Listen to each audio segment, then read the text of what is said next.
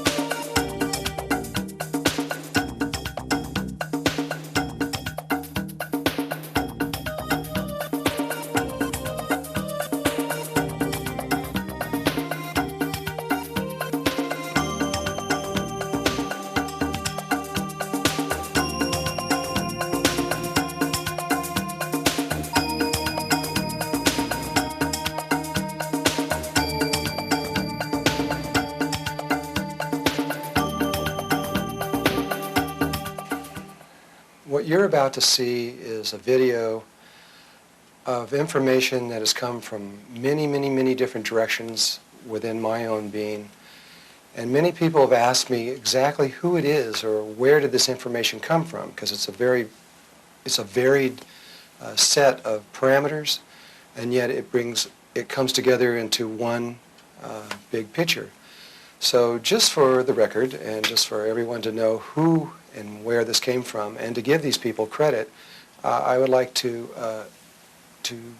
talk about who my teachers were and where all of this came from. And in order to do this, I'm going to have to go all the way back to when I was a little tiny kid. And when I was really little, I was Catholic. And I went through all the Catholic schools, all the way up almost to the very end.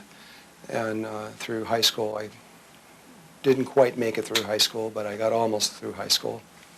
And of course, Jesus was the first person that has ever influenced my life and through what is being transmitted to you through here. But as time went on, in my early 20s, I began to see that there was more Not that what Jesus had to say was incomplete, only that I had a longing for a larger picture of what was being said. And I made a big switch. I actually became Jewish. And I began to study the Kabbalah and to see what that had to say relative to what Jesus had to say. And this went on for a few years until something that began to happen in my life in the early 70s. First of all, probably the most important thing that happened was I literally died on April 10th of 1972. And in a single breath, part of who I was, you could say, left here. And in another breath that when I breathed back in, the person who's talking to you now began to breathe through this body. And that, of course, had a big influence on my life. At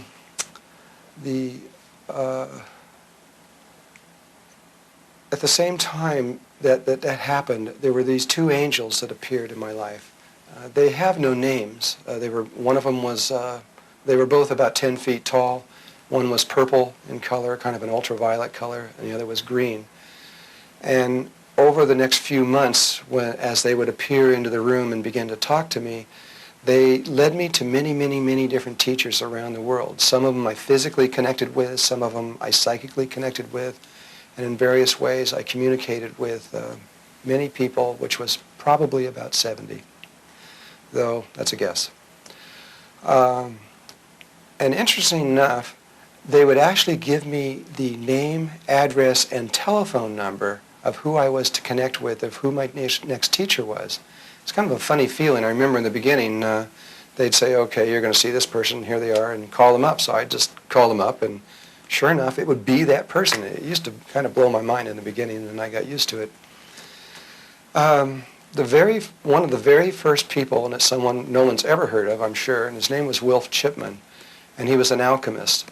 And they led me to him, and I studied with him for over 2 years, and I studied alchemy. And he was an extraordinary teacher. He really knew what he was doing on a lot of levels, and it was a very important groundwork, especially coming out of the Kabbalah. And at the same time that I was working with Wilf Chipman, there was another person that some of you may remember, which was Kirpal Singh, and I began to work through him and work with him during that time. This was back in probably about 1972. At that same time, I was brought to or introduced into the Order of Melchizedek. It's actually Alpha and Omega, Order of Melchizedek. And it was the first order of the Great White Brotherhood. There are 72 orders in the Great White Brotherhood, and my introduction was through the first order, the oldest one, and also the youngest order. The youngest order is the Brotherhood of the Seven Rays. And so it's through the two ends of the Alpha and Omega that it would really be more appropriate to say that they work through me than I work through them. The Brotherhood of the Seven Rays is actually in Bolivia, very near the border of Peru. The entryway is through the Valley of the Blue Moon. After that time, I became involved very deeply in Sufism. And Sufism, which came out of the Muslim tradition in the Quran, maybe about 700 years ago, was one of the first religions that began to see that really all religions are one. They're all interconnected. Of course, if you ask a Buddhist or if you ask a Catholic or someone else if there's an interconnection, they'll say no. But if you study deeply and go into the geometries of the inner aspects of every religion, of all the 8 major religions, they are deeply interconnected. And the Sufis saw this a long time ago. And so it became my path for about 11 years. And the first teacher that came to me was Hazrat Inayat Khan, and who brought Sufism to the West a long time ago, and then later through his son, Pir Vilayat Khan. One of the most important teachers that I had through all of this was a man named Murshid Hassan. And Murshid Hassan was the head of 7 dervish orders. He actually lives in a concentration camp in Israel. And though he's one of the most respected people in Israel, at least in terms of Sufism. And I spent not a long time with this man. It was only a few weeks. But he changed so many of my viewpoints of how I interpreted the reality.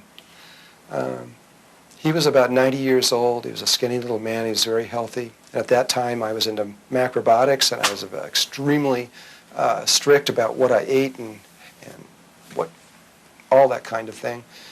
And suddenly, this teacher comes in, who affected me on a very deep level just by being in his presence.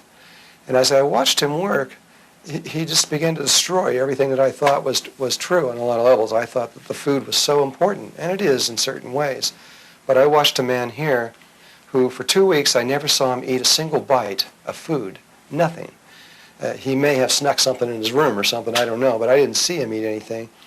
But what I did see him do was he took a cup about this big, put about half filled with pure white sugar, pour this thick coffee into it, and smoked these long cigarettes, these brown cigarettes. And all he did was drink this sugar coffee water and these cigarettes. It's the only thing he ever ate. And yet his light that came off of him was incredible. He loved children. He saw children as the true teachers of the world.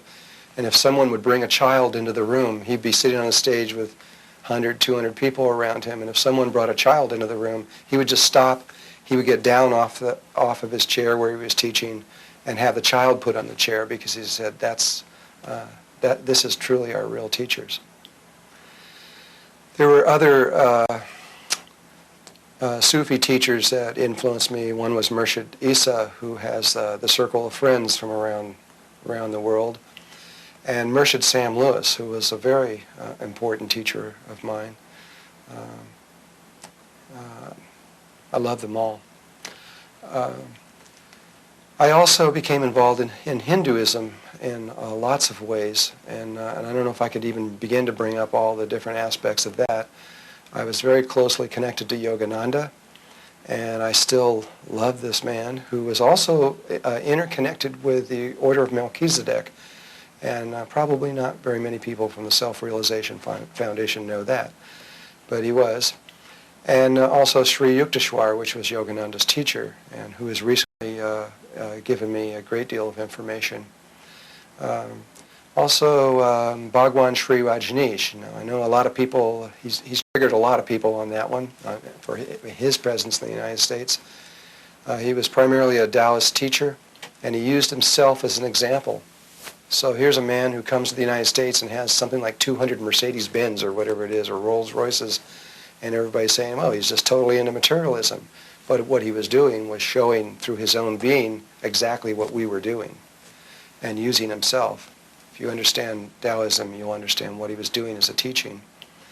I was real close with Ram Dass from the very, very beginning, and I really loved this man also. He taught me how that I can just use myself openly, and anything that happens in my life, I can use that openly without fear.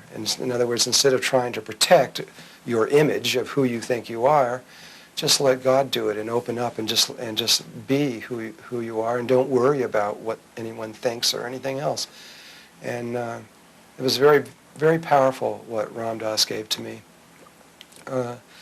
I also spent a long time, well, not a long time, but a couple of years at Lama Foundation, where Ram Dass taught a lot.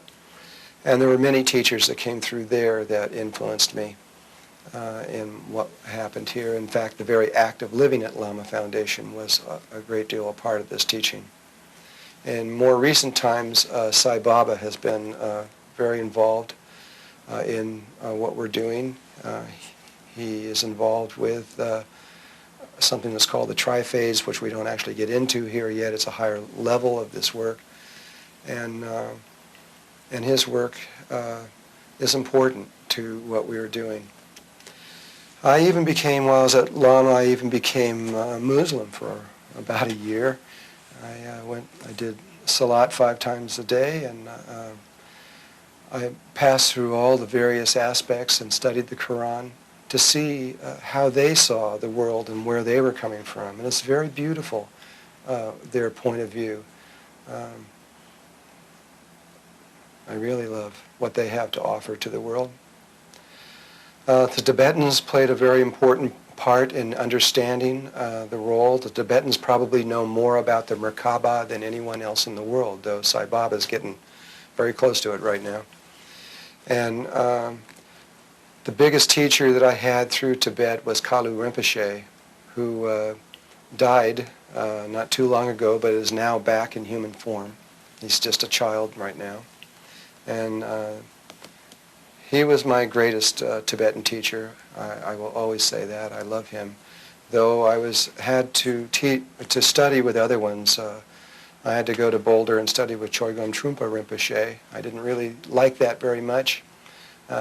It was a lifetime of chaos for him that he was teaching, and it wasn't real comfortable to be in his teachings, but they were important teachings, and I needed to learn what that was about. There was a little bit of Tarthang Tolku also that was involved in Tibet, but mostly Kalu Rinpoche had the strongest effect on me. I have studied Taoism for a long time, and my main teacher in there was Master Chu Feng Chu, who taught me the Taoist breathing and the breath, and how the qi and the power that comes through the breath. His understanding to me was really, really important.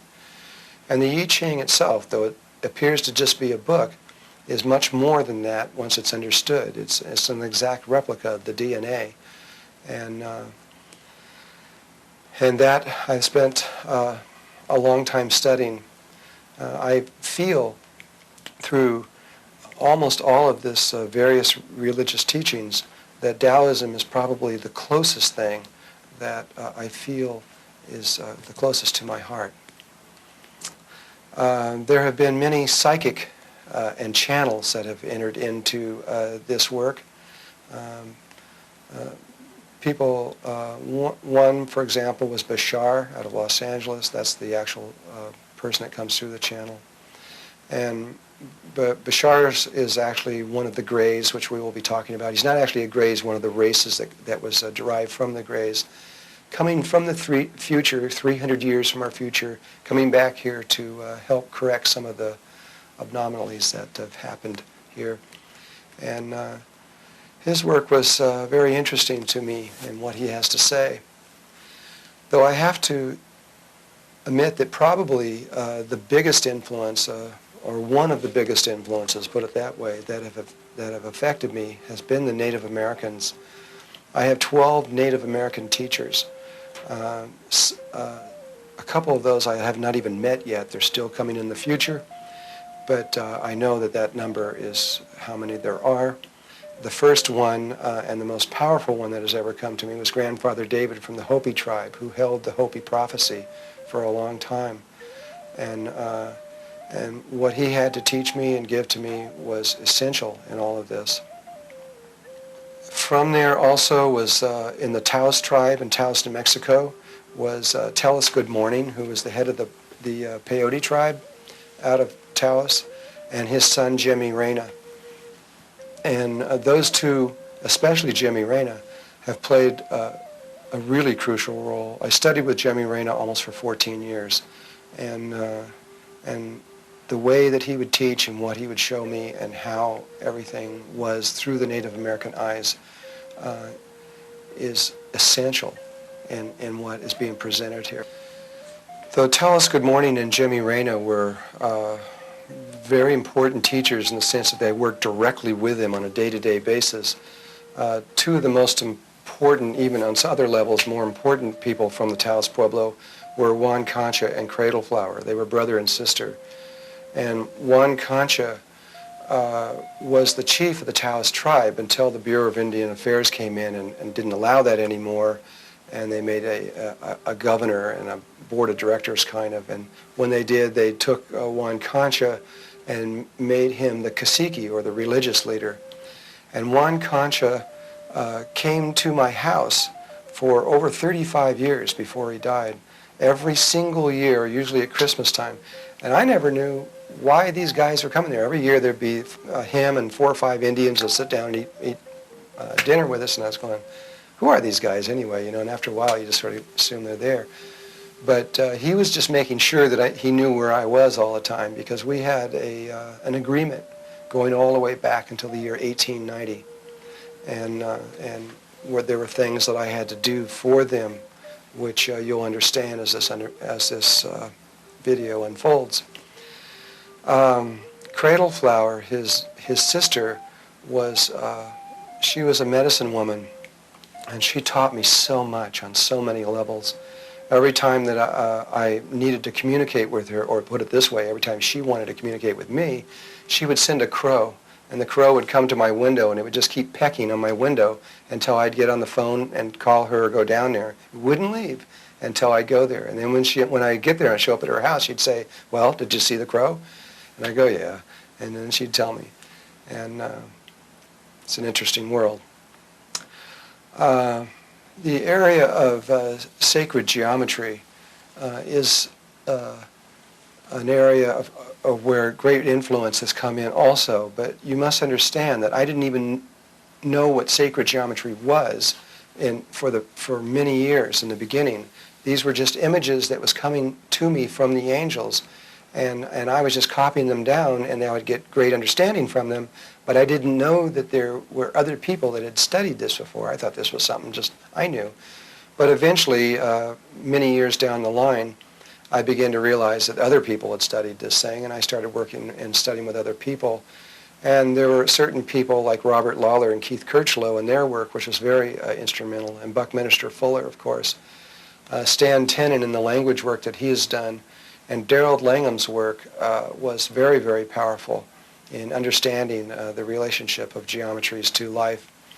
And people like Dan Wenner, and there's many other people that have, Bob Gulick, I don't know if I can remember them all, but there are many people that have come in here and have shown me things about sacred geometry that have even added to. Though most of this work you're going to see came before I knew any of this. And probably the person who has influenced the geometry more than anyone else, and more information is coming from this one person than just about anyone else, especially around the area of sacred geometry, was someone who is still alive, though he was born 52,000 years ago. I know that's going to be pretty hard to sink in there, but his name is Thoth, T-H-O-T-H, and at least that was his name during the time of Egypt. I'll be talking about him pretty soon, and you'll know more about this particular person.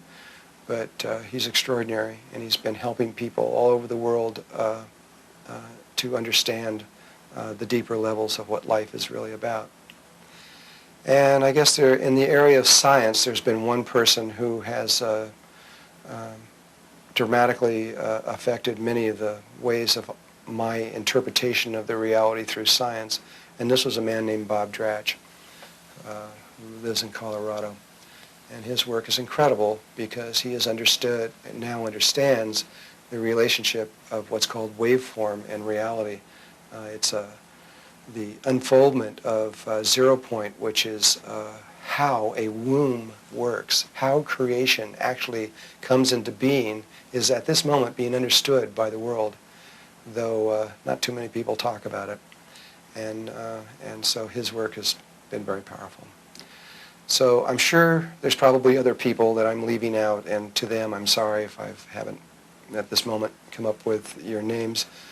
But this is a list of most of the people and areas that have influenced what you're about to see. So, thank you.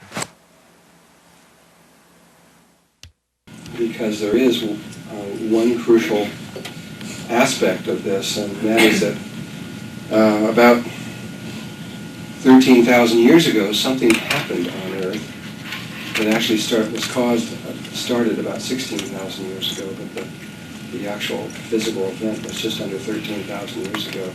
we did something. We changed the way we breathe, which I'm going to talk about in detail. And that the direct effect of that change in breathing pattern is something called good and evil consciousness, where we perceive ourselves as being inside of a body, looking out at what appears to be totally separate from you, which is completely an illusion. There's no truth in that at all, but it appears that way to us. And our right brain, which is the aspect of us that is feminine and that controls the left side of our body, and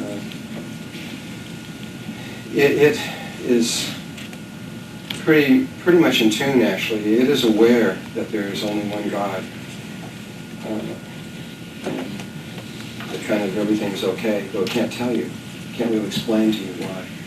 But the left side of our body is where the problem is. The left side of our brain, which controls the right side of our body, the male aspect of us. This is where the real problem lies from everybody that we can, pretty much everyone agrees on this. Our left brain, the logical side of us, looks outside of the universe and sees everything polarized, separated. And there's black and white, and there's up and down, and male and female, and there's the inside and the outside, and there's the good and the bad, and all these things. And so your left brain does not see the unity of life, and does not really believe that there's only one God. It may even say the words, I believe there's one God, but inside there's this little part that's got this doubt. Because there's the good guy, there's God, and there's devil. There's all these separated aspects of ourselves. And so this, these first 3.5, 4 days, the main purpose is to clearly show your logical side that there is an absolute unity to the reality, and that you are an intimate part of that unity, and that there is only one God. It's essential in the sense that once your left brain sees that and understands it, then it begins to interlock between and integrate between the left and right brain, and the pineal gland is then capable of functioning again.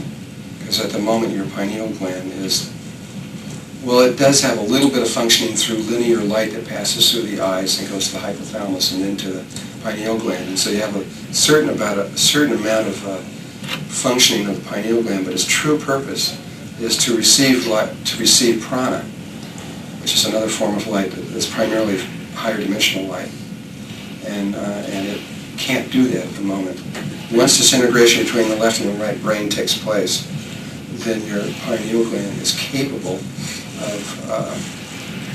of doing something, of receiving this pranic light, and then the meditation is possible.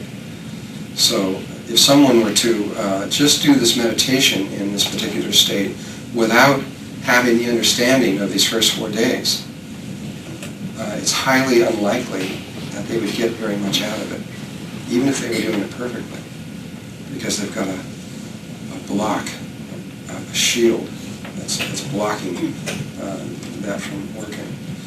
So that's why we have to go through so much of this stuff, and I don't like to do it, and most people don't even like to watch it, because it's hard, and and it's mathematics and all this stuff. But that's who we're talking to, is your male side. This is male knowledge. And it's also super condensed, which makes it harder. This was given only one other time in the world's history, at least in the last 13,000 years, and that was in Egypt during the 18th dynasty, and it was only given for 17 and a half years in a short period of time. There it took them 12 years to present what we're giving you in about 4 days. And so you're getting a super condensed, very rapid presentation of this. So I can understand why some of you come back 2 or 3 times trying to get, what was that he said? Because it's a lot. I know it's a lot. Okay.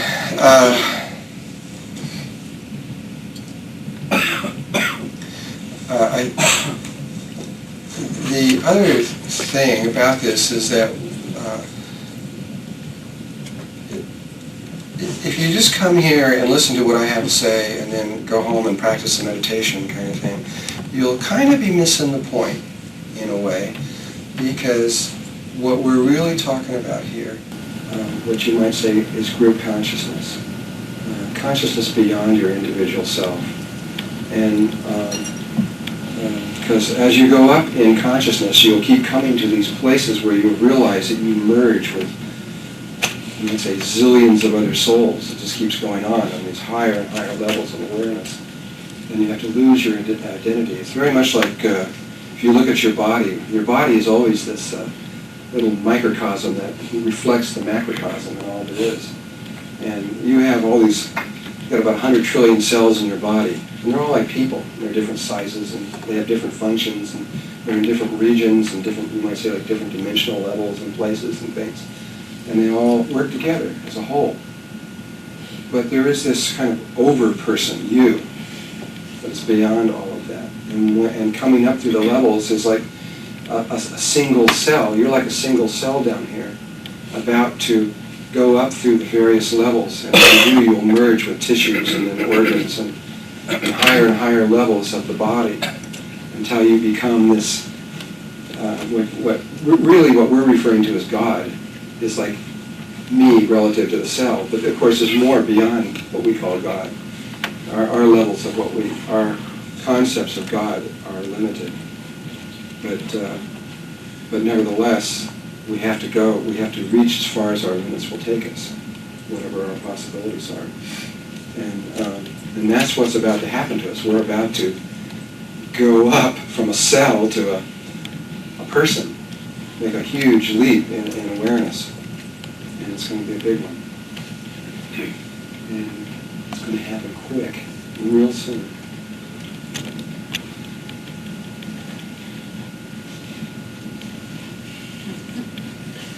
The sooner the better.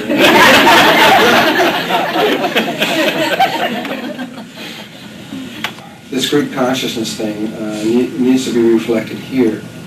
And if at this time, if we can begin to merge with this group, we've got to start somewhere. We've all come from all over the place. People here from Hawaii and England and I don't know where else, all over various places around the United States. But what I do know about these groups is that each one that comes here, I can almost say for certain, if you're here at this time, you all have connections together. You may be surprised how much you have in common on certain levels.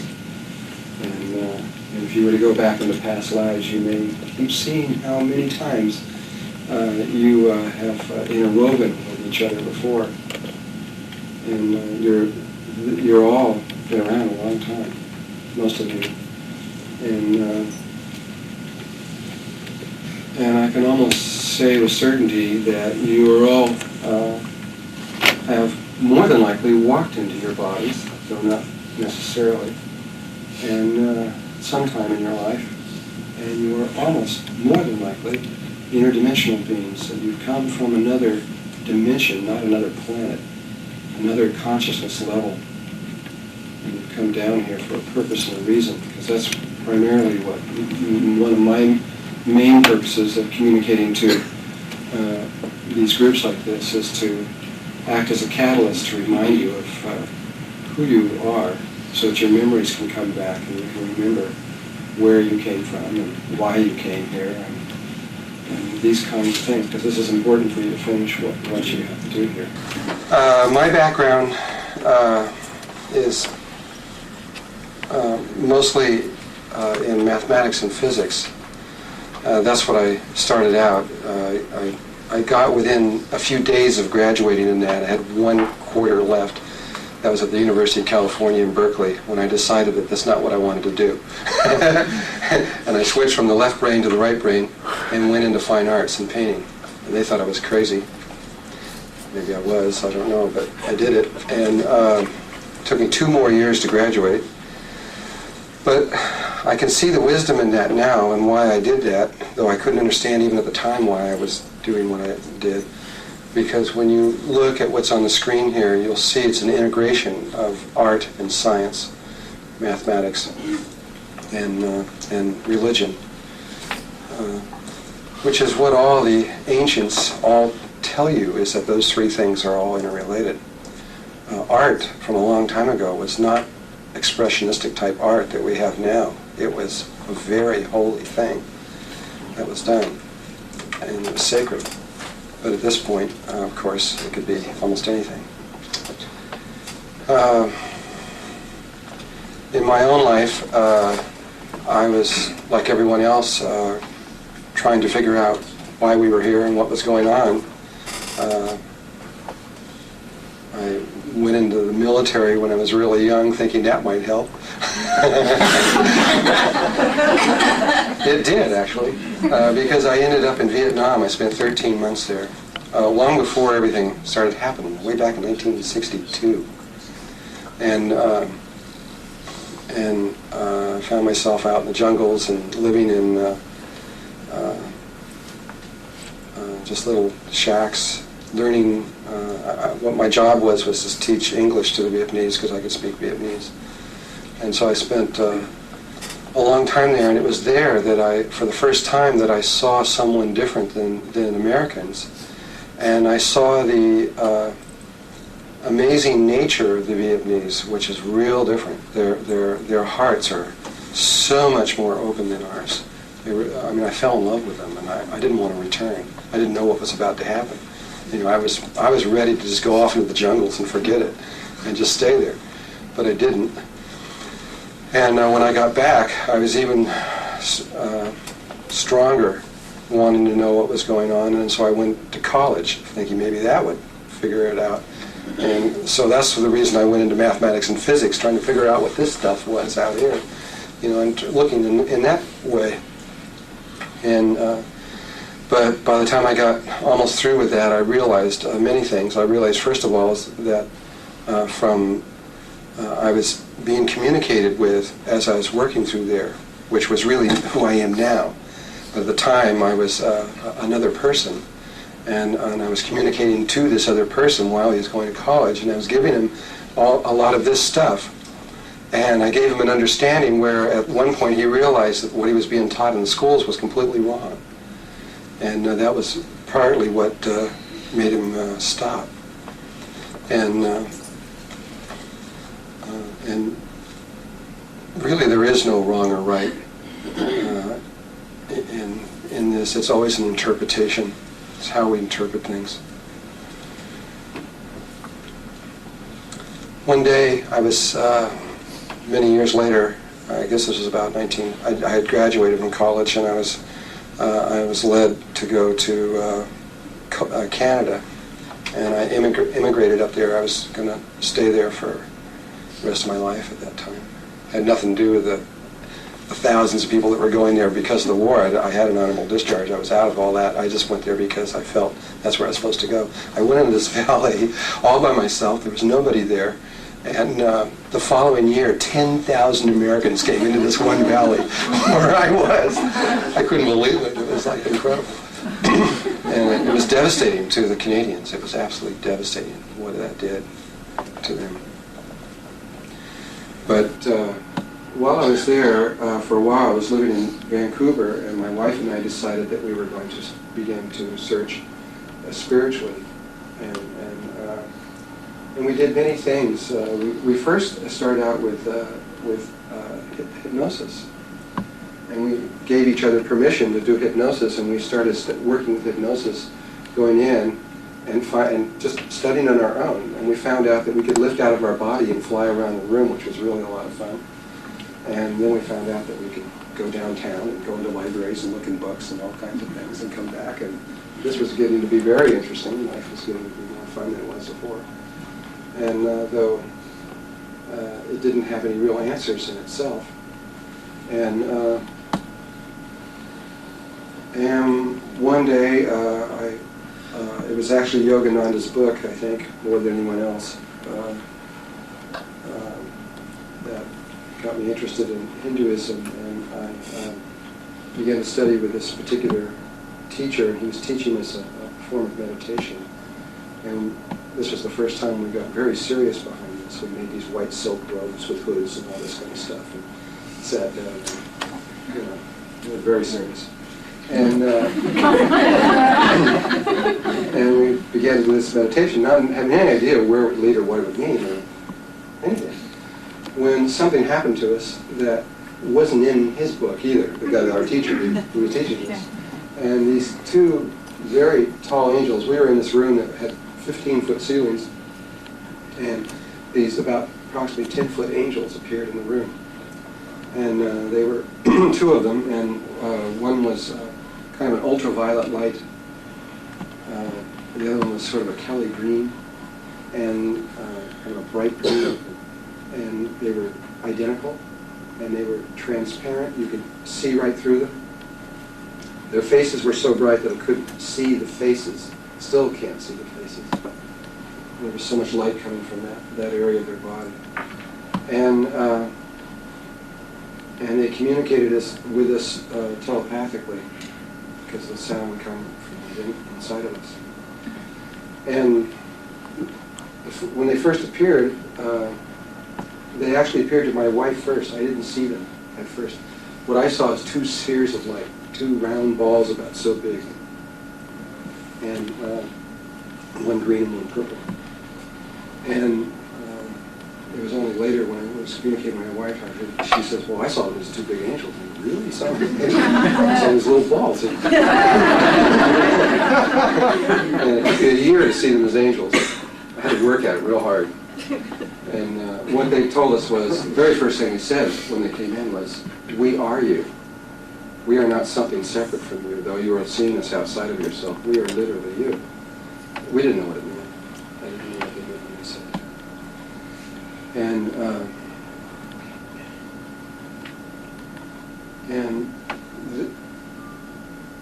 This other thing they said was that they had no form at all. They were formless. But they used form, sphericalness or angelness, as a vehicle of communication, to communicate with us. And so that there was something that could communicate in a polarity world. Though, from their point of view, they had absolutely no form at all.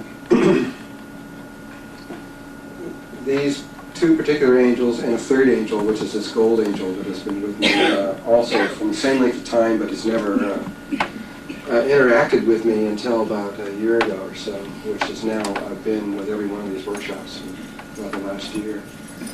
The gold angel is what I would call my higher self. The green angel is actually the angel of the earth, and the ultraviolet angel is the angel of the sun, of the solar system. It's the consciousness of these various levels of consciousness that communicate. And so there were these three different aspects that have been leading me through the various levels here while I've been here. And it's through them that they have told me which is my next teacher and where to go. And they would come in and give me literally the name and the address and the phone number of someone, which I would just get in meditation. It's really a funny feeling when you hear somebody's name that you never heard, or a phone number you never heard, and you get this down, you go call it. And it actually is that person. It's in the beginning anyway. After a while I got used to it, because it was maybe 65 or 70 teachers that they led me to this way, but in the beginning it was kind of funny feeling to do that. And so almost all the teachers, though there probably are some exception, and most of the information has come through these angels in this particular way.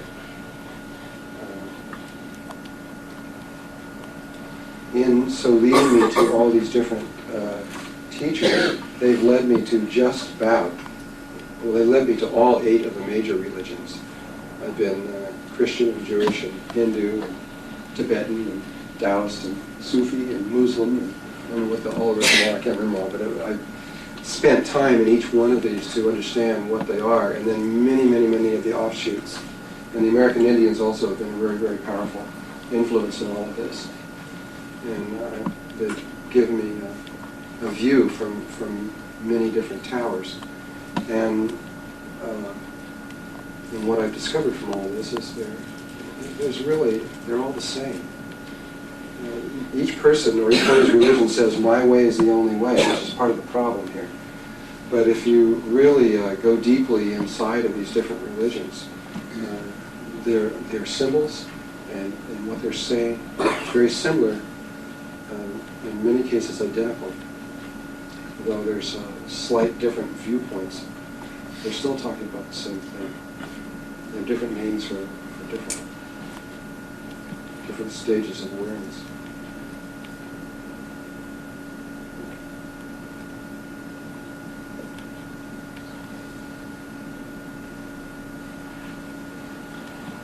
So,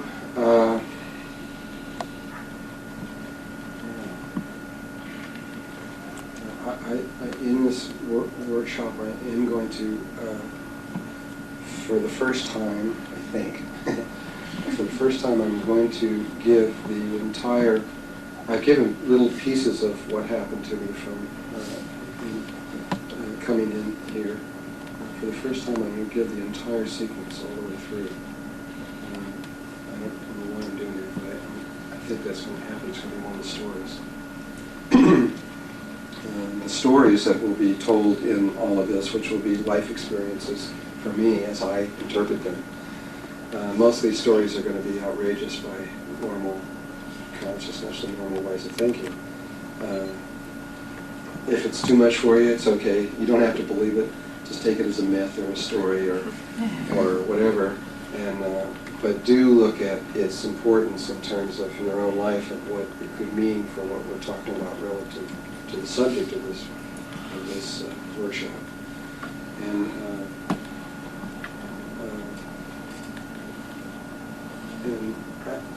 throughout all of this, not only in the stories but even in the information, don't believe anything I say. Don't just take it because I'm saying it. Take it in and store it and listen to it, but check it out. See if this is true. All of it. Don't just do it. Find out if it's really true. And along with all the things that I say are possible, find out if they're possible. If they're not possible, maybe they're not true. But definitely don't just accept something that I say because I said it. And along those same lines, there's one other thing I got to say, because this happened in Sandpoint, Idaho. There was a little bit of a problem. We're going to talk about the yugas. These are particular ages. We are in the Dwapara Yuga right now. We just came out of the Kali Yuga, which is the most asleep point in the precession of the equinoxes. And during the Kali Yuga, it is kind of necessary for those people who are a little more awake than the rest of us to keep others awake during that time. And so the student-disciple relationship was created during that time. But that relationship actually ended about 900 years ago. And it's actually really out of it now. We're into a different stage. And the kind of student guru type relationship is dangerous at this point. It doesn't have to be. I mean, you can still have teachers. There's nothing wrong with teachers at all. But only this total dependence on someone is not, though at one point in our history was necessary, at this point in our history is very dangerous. We are about to pass through certain levels of consciousness where there is not going to be anybody else but you and God, but you're going to find it the same at that point.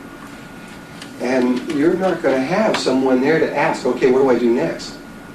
You're going to have to learn how to get what you need to know from within you. And you have all knowledge in you.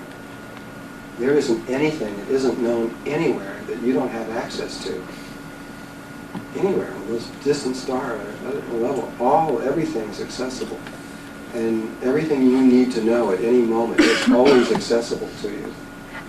You just need to know how to access that because we've kind of been hit on the head. We're kind of having amnesia and a little bit unconscious at the moment. And so my job is just to be a catalyst for you. Try to do something very quick and very powerful to try to awaken you to a certain level, where from there on in you can not need anybody else, but reach within to your own higher self, from which you will know exactly what the next step is at moment to moment, without having to go outside of your own self.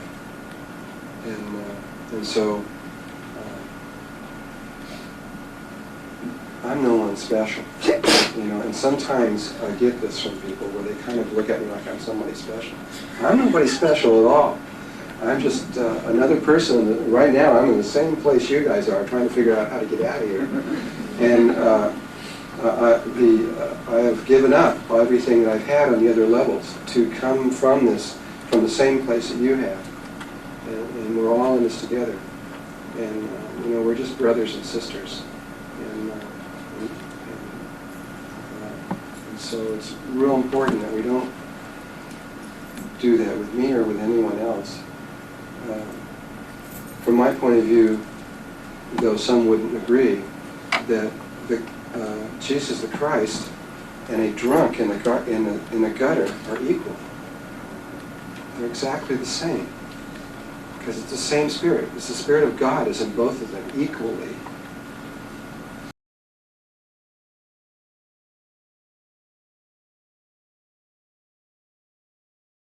Great Spirit, O Holy Trinity, Mother, Father, Child God, Creator of all life everywhere. Thank you. Thank you for this circle, and thank you for the love that flows through this circle. For without this love, we would never be able to see you in the eyes of every person before us. And may all the beings of light who wish there to be love and truth and beauty and trust and harmony and peace throughout the cosmos, may those beings who have responsibility with us be here to help us to open our hearts and our minds so that we can understand what is being presented and make it real in our lives and live it and breathe it and bring it down onto earth now, today.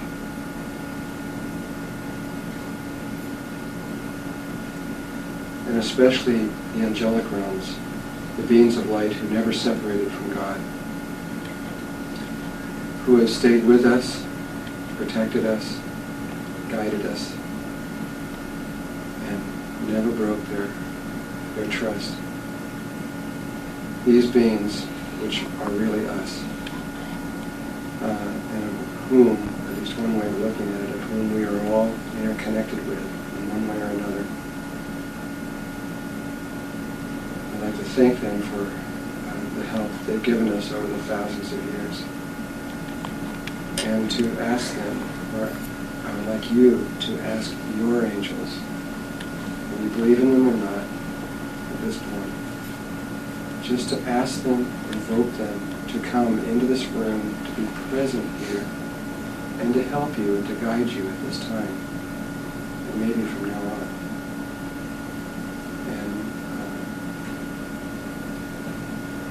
And when you ask them to come in, feel their presence. You don't have to see them necessarily, but you will feel them. And they usually come from behind your left and your right shoulders. Or not necessarily. So just take the moment now and go within yourself and ask your angels to be here for the next few days.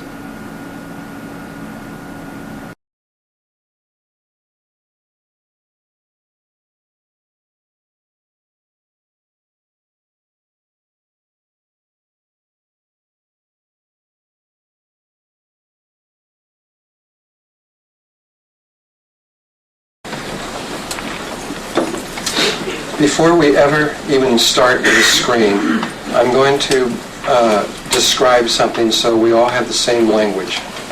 This is this thing about dimensions. we all talk about these other world stuff. We need to get this clear in our minds what that means, at least from the definition that I will give you, so that we can all, you may have a different definition, and I don't mean to replace your definition. I'm just going to give one that we can all talk about, so we all have something in common. And now when I talk about the fourth dimension, or the fifth, or 10th, or 120th, or whatever, I don't mean what most mathematicians would mean, and that is hyperspace, going from fourth dimensional tetrahedron, say, to a fifth, by warping, changing space mathematically. I don't mean that at all, because from my experience, that just simply isn't true. Though you could create those kind of realities, it isn't what life has done at all. Life has separated the different dimensional levels in exactly the same way that it has separated the notes in music. And so, if you were to look at a piano, you've got your white keys and you've got your black keys, and your white keys are your whole notes, which goes, C, D, E, F, G, etc., just whole notes, and then your black keys are your half steps. And your white from C to C is your octave, and your black ones are your pentatonic scale. You've got 5 notes there. And when you add the black ones to the white ones, you get 12 notes in which is called the chromatic scale. So if you get all your sharps and flats in there, you have 12 notes. 13th one is the same note as your 8th note. That's where your octave on your white keys. That's where you come from C to C again. It takes 13 steps to get back there again. And the only difference between each one of these notes in terms of sound is cycles per second. And each one of these notes, if you start at C and you go to C, C sharp, D, etc., the differences between each of the notes are 11 cycles per second, or multiples of them. There are always 11, 22, 33, 44, 55, 66, 77, 88 cycles per second.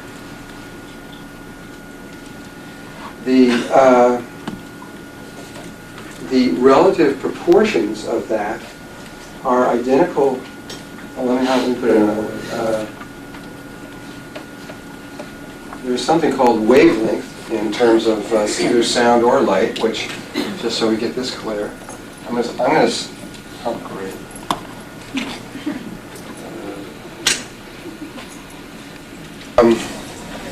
This is wavelength. Wavelength is simply, this is your axis, the sine wave curve that we're all familiar with, which is really a function of a circle. If you have a circle like this, and you cut it in half, you flip this half over to like that, and you've got this sine wave curve.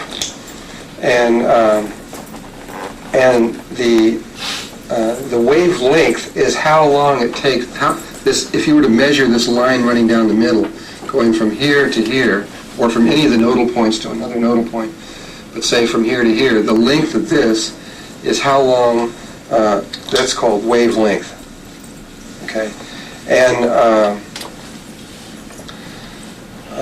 wavelength is everything in this universe. It's everything in all the universes that are associated with us, without exception whatsoever. There is a zip that aren't a function of wavelength. And wavelength is everything. I can't tell you what it means. If you look at the electromagnetic spectrum, which we are going to in great detail after we've gone a long ways, you're going to see that everything from microwave towers to gamma rays to sound waves to everything is all a function of how long the wavelength is. Change the wavelength and you change the nature of what the energy is. And so with this understanding of wavelength, in other words, this is a long wavelength and this would be a short wavelength. Everybody get that? And a real long wavelength would be so long that there's wavelengths like your brain waves, for example, that are coming out of your head, are so long that they're almost straight lines. Thanks. Hey, I think we're set up here.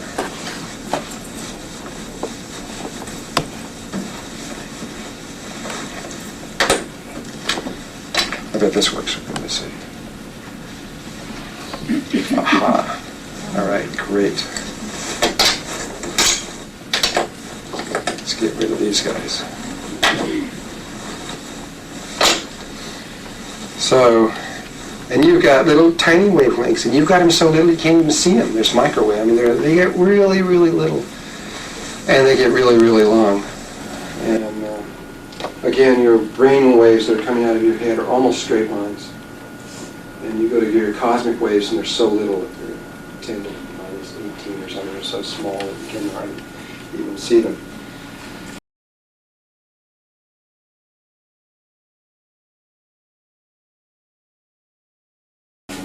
Well, if you were to look at the dimensional levels, the only difference between this universe, and when I say this universe, I mean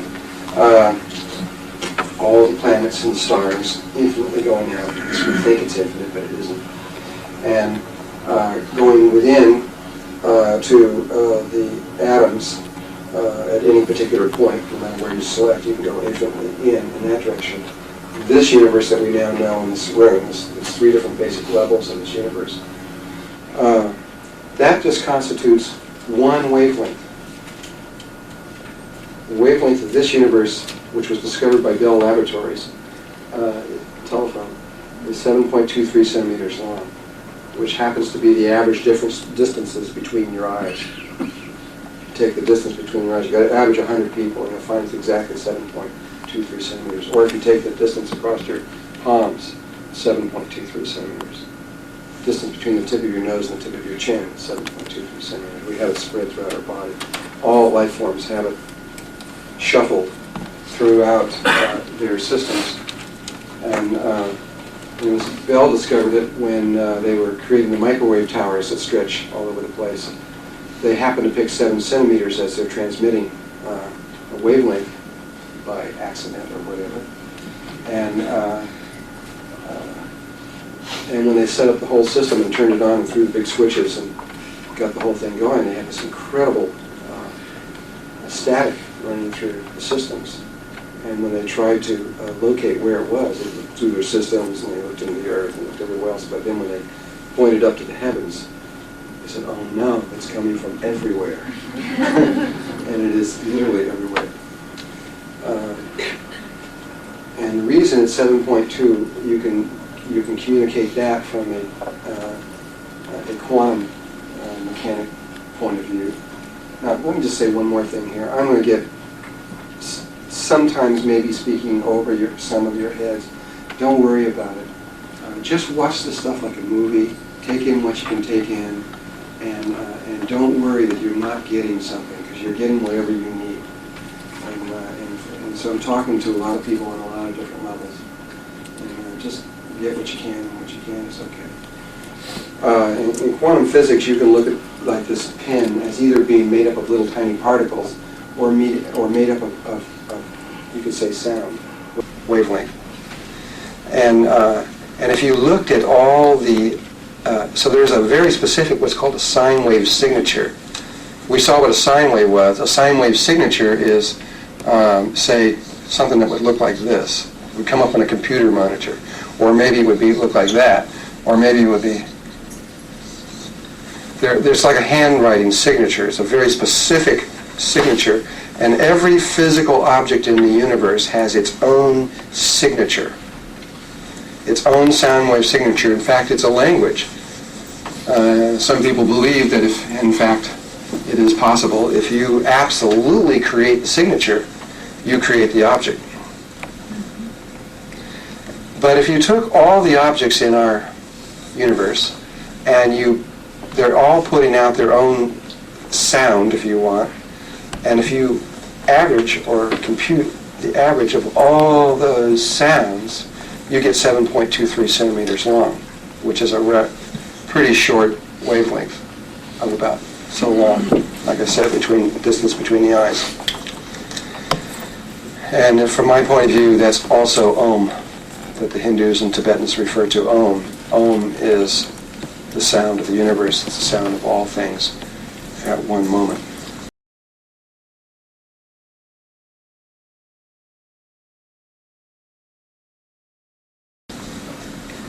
Well, in terms of looking at the dimensional levels, there are 104, many people, if you talk to various people, they'll refer to these 144 dimensional levels that are in the octaves. Well, what this is again, looking at your music, you have 12 basic notes.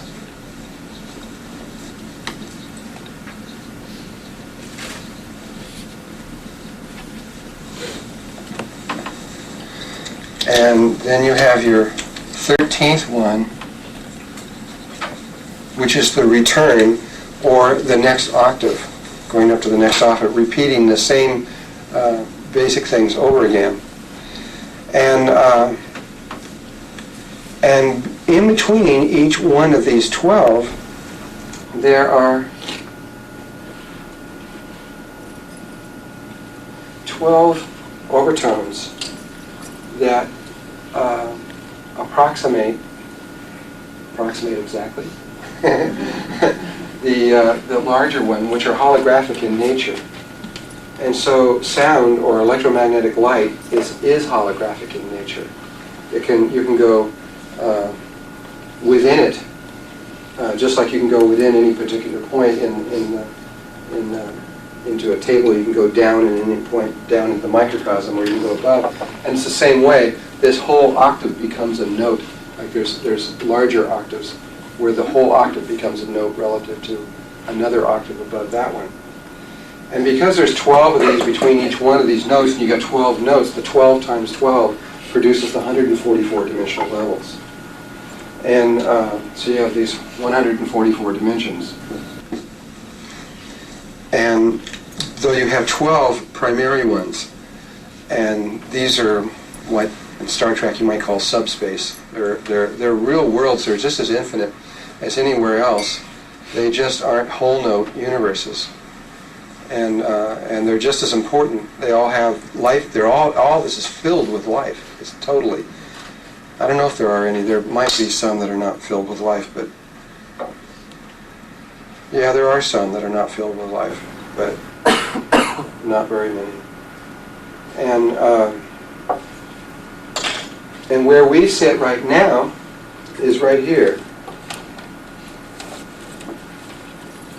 on the third dimension of an octave. So it does not mean the XYZ axis being the 3 dimensions of space, and then the 4th dimension being time, this kind of concept. Forget that. We just happen to be sitting on the 3rd note of this octave with a wavelength about so long. And if you were to, and our consciousness is tuned to this wavelength, which puts us here. And we are breathing in a very specific way, which tunes us, which is the key, that tunes us to this particular universe. But if you were to change your breathing and to tune your consciousness level to a different wavelength, if you were capable of doing that, you would disappear, literally, body and all, right out of this space and reappear into the one that you tune to. And that whole science has a name, which is called Merkaba.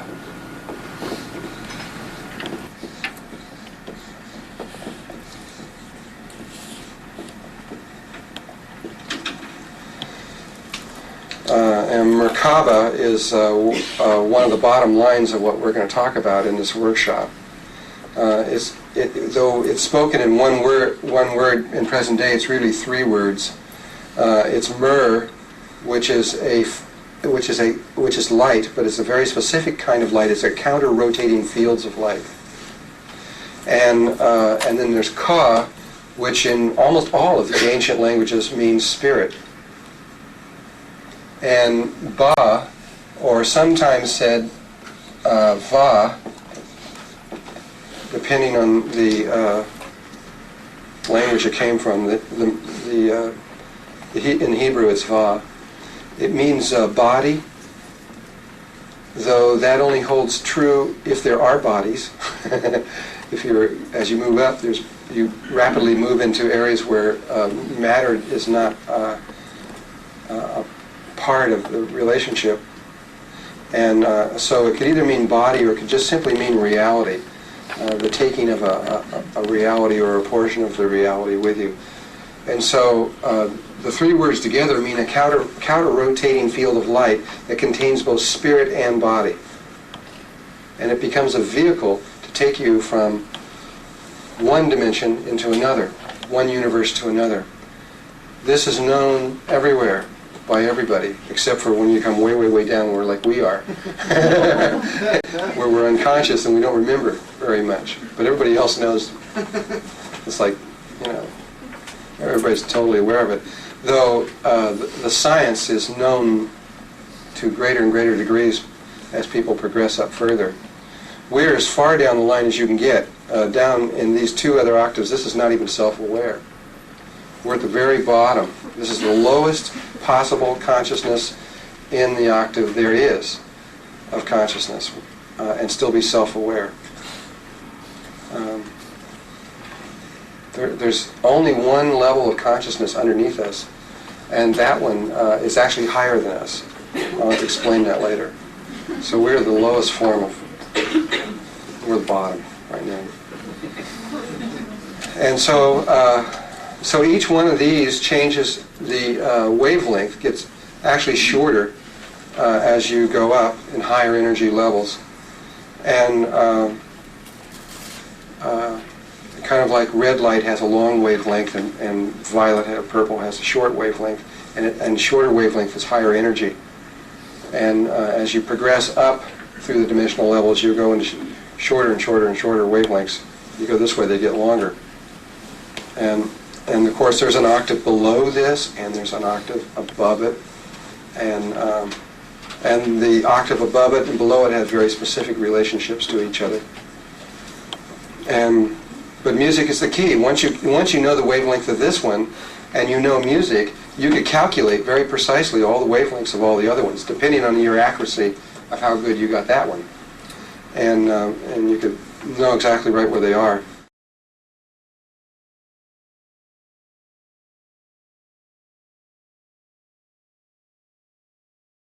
And in between these, in between each one of these universes is nothing.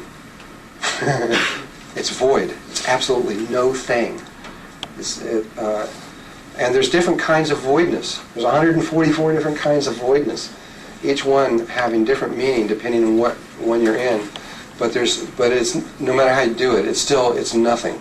No thing. Only spirit moves through these various levels. And though they have learned how to take matter through these voids up to here.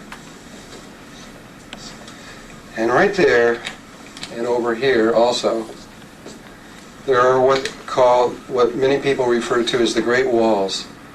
There are these void states here and here that are so great and so deep and so vast in their nature that no thing can pass through them. This is the dilemma of certain people like the Greys, which we will go into later on. Many of you may not know who the Greys are. But the Greys are a particular race of beings in this octave that have progressed intellectually to the point of saturation, you might say. They got it all. At least they got half of what. They didn't get the emotional side of it, but they did get the intellectual side of it. And intellectually, they can find no way to get through here, because the only way you can get through there is just spirit, all by itself. And they're trying to use physical machines, UFOs, flying craft, to get through. And there is no way, at least there is no known way in existence. And so this basic understanding will help when we start referring to various things at different dimensional levels. What this class teaches is how to go from one particular level to another specific level, which lies. There are 3 worlds, universes. Oh, I'm in the wrong place. Sorry.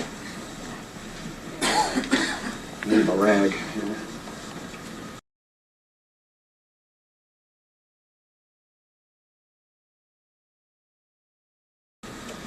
there are three worlds that sit right here. Oh no, I was right. Third, fourth. 1, 2, 3. They sit right here, right before the fifth dimension. It's the 10th, 11th, and 12th overtone of the fourth dimension. This is the fourth, and this one's the fifth on a chromatic scale. And it's right here that we're going to go from here to there. And this is just above the angelic realms, which is the 7th, 8th, and 9th overtone of the fourth dimension. And the 10th, 11th, and 12th is where a particular level of unity consciousness begins to take place. It begins in these levels, though it really doesn't really impact the person making the transition until they get to the fifth. But it's right here where you would call Christ consciousness. There is a body that exists everywhere. And there is only one of these bodies. There is only one Son of God. And this body extends from this point out, and there's, you might say, an infinite number of beings that are connected to this body, or cells in this body. And it's a very specific understanding, a very specific interpretation of the reality. There's only one reality, but there's a lot of ways to interpret it. And so this is where this particular Merkaba that I'm teaching will take us to go from planet Earth to these very specific places. And from there, you won't need me or anything else, because after that, once you learn how to get there, you'll be met by other specific levels of awareness that are connected to you and take you on through the rest of it. So the job of this workshop is just to make this one little step over to here. And whether or not you go into the 10th, 11th, or 12th doesn't really matter, but you will go according to your nature. There's three different particular levels there. And that's a stepping stone. It's a place to make a translation from there to the fifth, and from then on in you're going to move very rapidly beyond your imagination right now. There aren't any words I can tell you that you can come close to talk about that. We can talk about this kind of, but from there on out, it's just words that don't mean a whole lot about anything except experience. And so this is the essence on a technical level of what we're going to be teaching here. And so now I'm going to go straight into, now that we got that, and I'm going to take 1 second here now. Is there any questions on this? Anything you don't understand?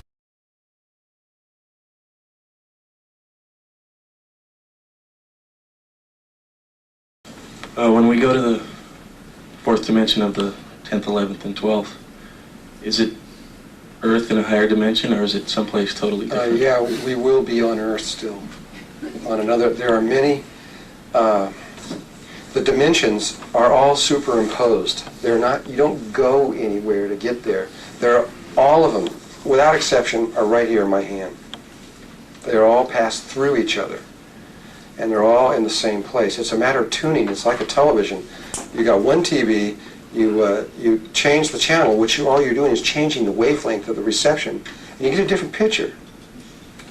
And so Earth has many dimensional levels, though it's really not that many. It has the third dimensional level. It has there's kind of a vacuum right after the third, but in the fourth there's a lot going on between the fourth and all the way up into. Well, we've got it going all the way up until, we've got some going all the way up until the 12th. At this point, we've even got it over into the 13th, which is incredible. There is the cream of the crop of our awareness has made the Ascended Masters, a small number of our Ascended Masters, has figured out how to get onto the other side of the wall. So Earth has made the leap all the way over to here, though it's only a very small number of us.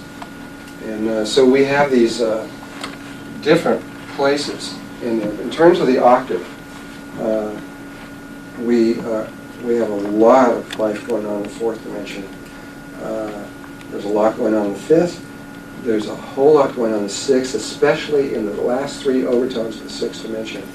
The 10th, 11th, and 12th overtone is where all the ascended masters reside. There's a whole world there that, of universe that's there on Earth. And then there's only 3 or 4 people who were able to get into the 7th dimension, which is, in terms of the human body, is the pineal gland. And it was their understanding that allowed us to go over to the Great Wall. There's a huge learning process that's going on with the ascended masters right now. I mean, they're just learning like crazy right now on a lot of things. And so we do have these other universes that are around what the Earth is tuned to. There's got to be somebody there tuned to it. You know, there's got to be a consciousness that's tuned to it. And so there's life there that is tuned to this. It's very complex, and I don't want to get into all of it because it's very complex. You can't speak unless you got the the magic wand. I have a question about, do these also, these dimensions, do they also relate or correspond to the chakra in the body? Are we moving Absolutely, from out of they're the identical. third? You have 12 primary chakras, the 13th one's over your head. Yeah.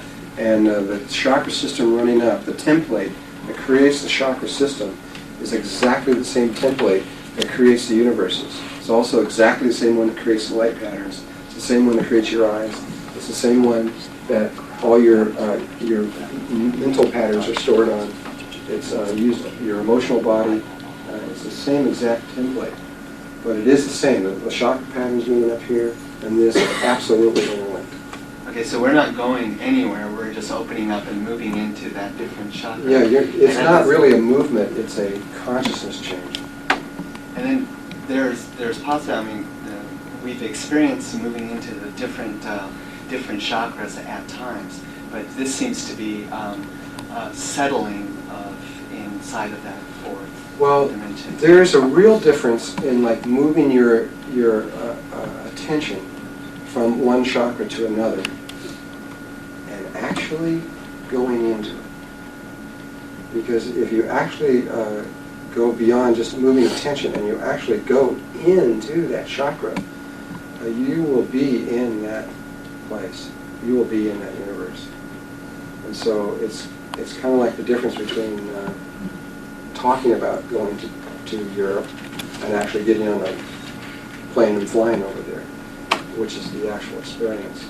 And so a lot of times, much of the meditation, even if you're talking about even Vipassana meditation, if you're sitting for 18 hours or something of this kind of nature, that may or may not be the experience. You may still be veiled. You may be sitting there thinking you're having the experience and not. The actual experience is pretty, I mean, if you ever move, say, into the heart chakra, you will know definitely that you moved in the heart chakra because you will become the entire universe. It's an experience that's beyond words, and if you have that, then you'll know it. Whereas you could sit for 40 years in meditation thinking that you're having the experience of the heart chakra, which really you're not. So I don't know for sure what to say beyond that. Is it possible with the frequency sound to move? We're talking about doing the breathing, which is also frequencies, but there must be a sound wave that can vibrate. You can, yeah, there is. You can, the technique of the Merkaba that I'm using is based on breathing. There are other techniques around breathing that will do similar things that will work also. The one that I'm using is the primary one. It's the easiest one and simplest one, and it's the one that most people in the universe find quicker. Though there are lots of other ones, it's not the only way. There are other breathing techniques. But the criteria is that all you have to do is tie the information of the Merkaba to any aspect of your physical body. So You could tie it to sound. You can tie it to the human voice. The human voice has the level of frequencies of everything that's necessary to scan this. You could also tie it to other aspects of the body. You could tie it to the very movement of the body through space, if you wanted to. You could tie it to sexual energy and tantra, or to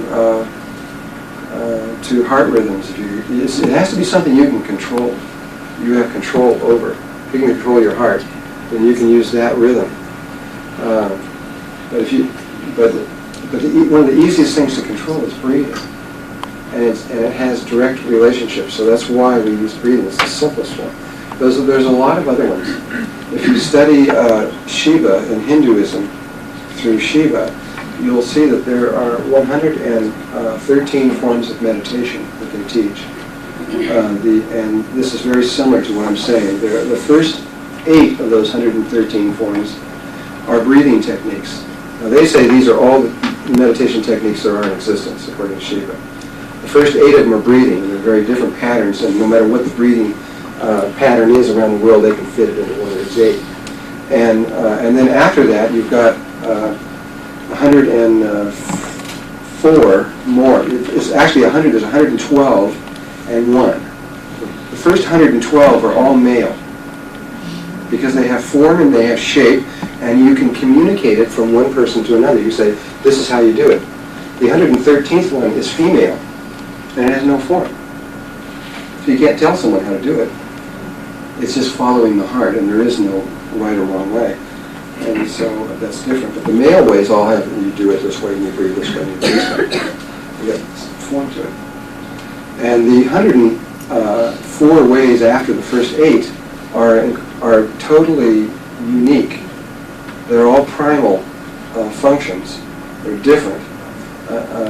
I can't remember them all. I can only remember a few, but one of them that when I read it, it was hit me. Of course, that's a primal thing. One of them is that you're just sucking your thumb. It's very primal. It's the first thing a baby does, Neil.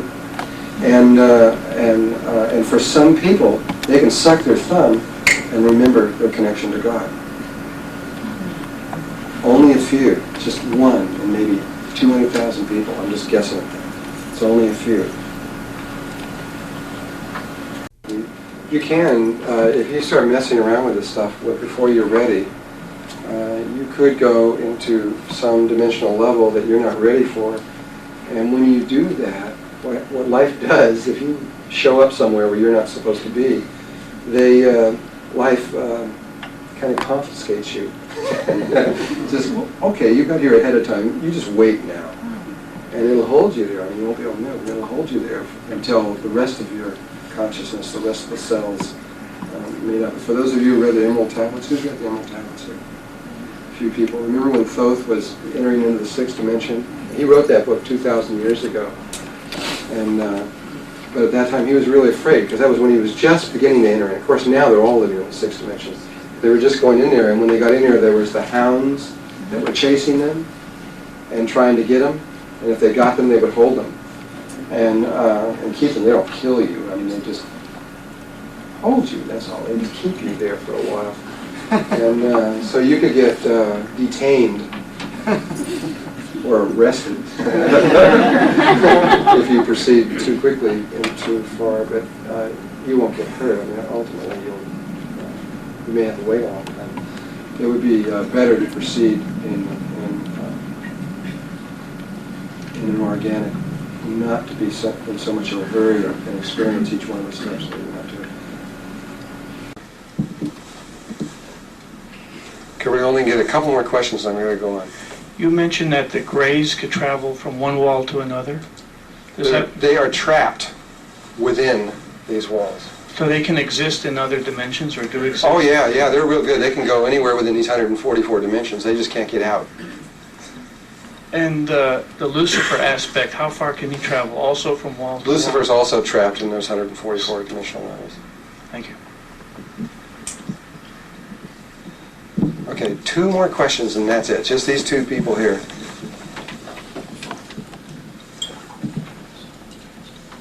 What is the difference between the successive octaves and getting through the wall just puts you to a new octave?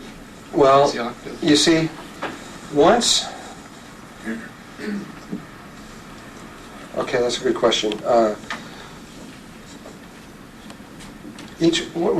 said that we exist on other, I think I said, we exist on other levels when we're talking about the angels being us on their level. You exist on a lot of other levels.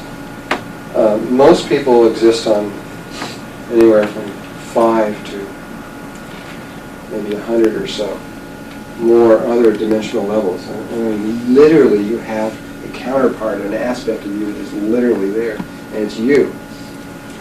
And though most of that is totally conscious of itself, stretched throughout there, it's only this lowest level, us down here, that we're not aware, though the other aspect of it is aware of you.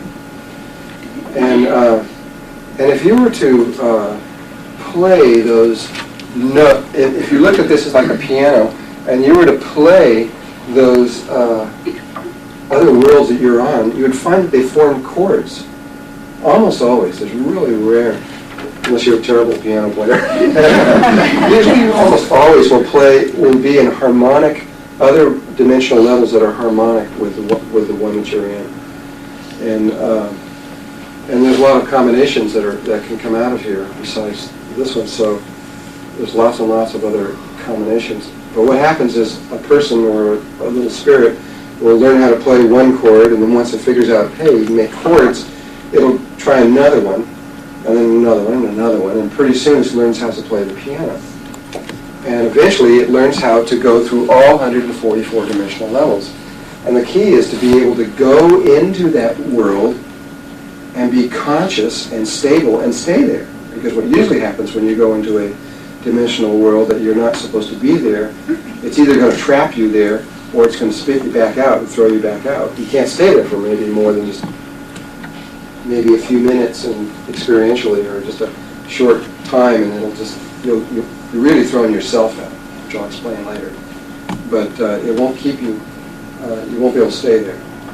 But after a while, when you slowly start learning how to play the piano, you slowly learn how to go into any of these worlds and be comfortable and stay there, no matter where it is, no matter how high it is or low it is or complex or simple or whatever is going on. And each one of these different universes are visually, experientially, and sensually totally different, absolutely, completely different. Just going from where you're going to go right now to this next one up here, it's so different that it's going to take me a long time to describe it. The colors, there's not even the colors aren't the same. Shape will not be anything like your mind can conceive of right now. Everything will be real different, but between this close of a jump, there are certain similarities. And but as you go up, it really starts changing a lot. And so it takes time and for spirit to eventually get to the place where it can go through all of them. Now, when someone does that, when they finally learn how to do them all, and then they learn how to get onto the other side, and they realize, son of a gun, it keeps repeating itself, and they realize, wow, it's all the same. It just repeats itself. Then a big lesson happens right here for that spirit, and a choice has to be made. At that point, they can see the whole, and they, no matter what octave they're in, they can see the whole from that point. And they either decide long before they ever reach this place, they're going to realize that there is no inside and outside, and that everything that is them. And so there'll be that kind of connection.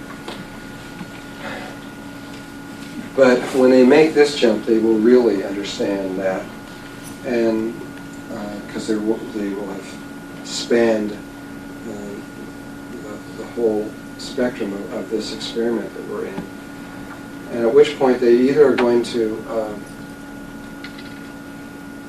because they know that all life is them, they're either going to make the decision to stay here in this waveform universe and to help all the aspects that are lower to get through and to understand, or in other words, to complete the experiment.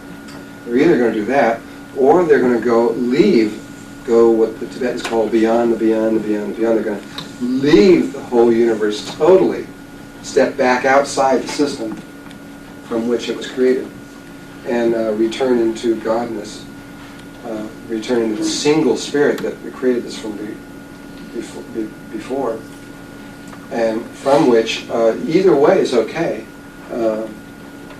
It just depends on what you choose.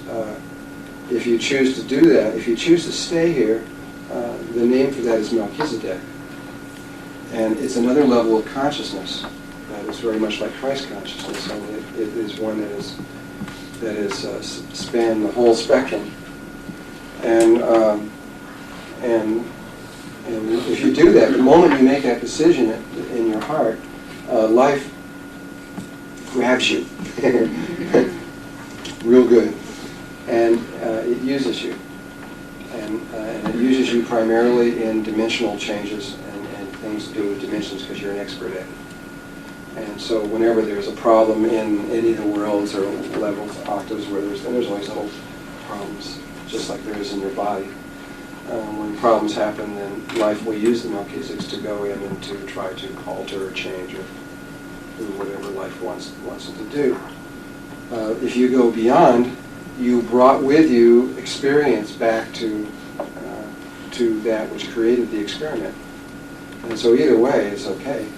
But there is a point where you make a decision. If you do choose to stay within the Melchizedek consciousness, you then really can't help yourself anymore, because you've gone as far as you can on that level. There's nothing to do but to go back down into life and to serve and to work and to try to help, because you know absolutely beyond any doubt whatsoever that there's an absolute unity to life, and so you begin to allow God to work through you so that the original intent of the creation unfolds.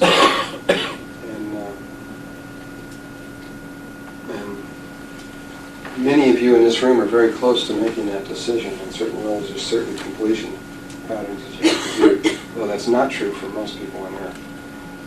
Most people on Earth some of them are still working with first simple chords down here. That doesn't mean that you're higher than them. It just means because you are them. It just simply means that your point of consciousness is going a little bit further down, and so you have more responsibility. That's all, because you just got more to do. Work harder. So when you talk to the few masters who are right at the I can't see who's. Oh, right here, over there. Senseless.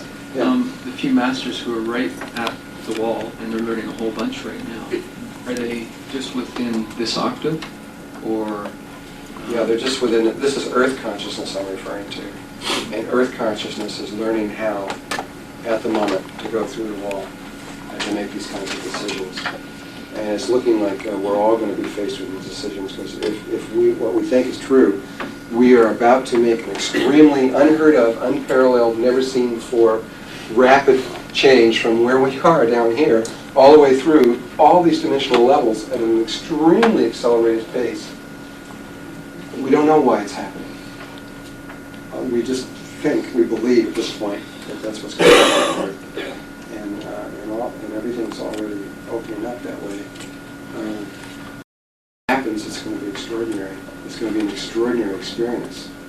And I can't wait. Because this is brand new. There's not very many brand new experiences in the universe, but this is a brand new experience. So only every once in a while that God intersects outside the system. And that appears to be what's happening right now on Earth, is that God is directly intervening from outside the system. It's great. I'm really glad to see it. Yeah. Okay, we'll take that one last question. Then you just speak it out loud. Oh. What is the reason that God is intervening now? And he put this little seed into the universe and created a situation where there was no other way to go. And then when that seed was chosen, then everything is unfolded because of it. So hidden deep in the universe was this little thing, which we'll talk about later. And it's created everything that's happening here the way it's gone. It's like, it's pretty obvious that this is what us on the outside of the system wanted to take place, but why now? I can say why now on certain levels, but why now on the big picture, I have no idea. Okay, one more. You're absolutely right. Yes. Okay, give her the magic wand. And then right after this, we'll cut this one, and this will be the first one. So why are we here, and what has that seed been implanted in us? Because before I arrived, I kept hearing that word without ever hearing it before. What word? Merkaba. Oh, Merkaba. Well, it's an ancient word, and we all know the sound of it. The Zulus in Africa, when they talk about how they came in. This guy is going around all over the world right now talking about their ancient culture. And he talks about how they come in on these disc-shaped Merkabas, using exactly the same word. It's in their ancient tradition. Or if you go back to Ezekiel in the Bible, or if you go to, the sound of that word is ancient, and it's an old one.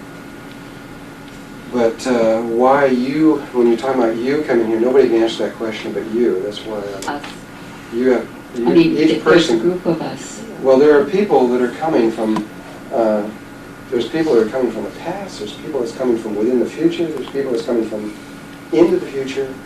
A lot of intersecting stuff that's going on here that's usually not done in the kinds, at least to the degree that it's taking place here right now. There's a lot of things going on. We'll slowly unfold this over the next few days to the best of my ability to explain all the different levels that are going on. But there's a lot of people coming here that are very advanced souls that and you have real definite purpose why you're here. Though most of you, or many of you, don't know what that is right now. Or you may feel it in your heart. You may not know exactly what it is. And that's part of my job, is to try to jar those memories. Yeah. Thank you. Okay, one more. You're definitely there. Just quickly, so I have this clear in my mind. When you reach the 13th step, is it a collective decision of all your aspects to leave or stay? Mm-hmm. Or can you straddle? It's no longer you like you think of yourself now.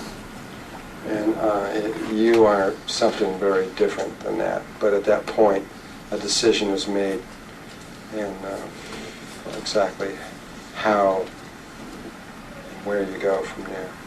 So you cannot be in both octaves at the same time. You could not have aspects of yourself in this octave and then go past the 13th and other aspects. Oh yeah, you can. In fact, when you're on that level, you're capable of being in every single octave simultaneously. Every single overtone. You could be everywhere at once.